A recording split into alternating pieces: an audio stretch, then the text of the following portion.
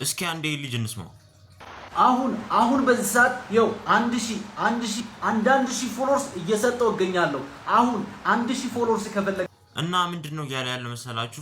ፎሎ ባክ ነው ይሄ ጭዌ እና ስፔሻሊስቱን ለመንካት ምናምን ሳይሆን እንደ አጠቃላይ ምናምን ነው የምናወራው ዛሬ። ይሄ ፎሎ ባክ የሚባለው ጭዌ ምን መሰላችሁ? እናንተ አብዛኛው ሰው ይሄንን ያውቀዋል። ላይክ ኮሜንት ውስጥ ራሱ ስፈልግ ላይክ ይሄን ጭዌ ምናምን የሚረዳው ሰው የለም። ምን መሰላችሁ? እናንተ የሆነ ፎሎወር አላችሁ።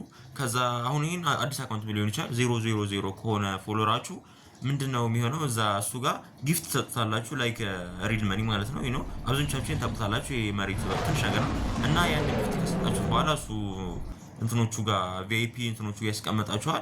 ከዛ ካስገባችሁ በኋላ አውተር ላይ ያሉት ሰዎች ፎሎ ያደርጓችኋል። ከዛ ሌሎቹ እየተያዘ በቼን ደረጃ ፎሎ ባክ ማድረግ ነው ማለት ነው።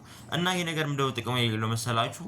ይሄ ፎሎ ባክ እያረጋችሁ ሄዳችሁ የሆነ ነገር ስራበት ምናምን ብትሉ እነዛ ፎሎ ያረጋችሁት የእናንተ ብራንድ አይወክልም ማለት ነው። ይሄ ነገር በፎሎ ባክ የመጣ ፎሎዊንግ ስለሆነ አካውንቱን ልሸጡት ብትሉም እነዛ ሰዎች አንፎሎ ታረጓቸዋላችሁ። ያን ነገር ፎሎ ባክ አይደለም ያመጣሁት በሚለው ማለት ነው። ከዛ እነሱም ሲያስወጧችሁ እናንተ ምንም ነገር ይዛችሁ አትወጡ ማለት ነው።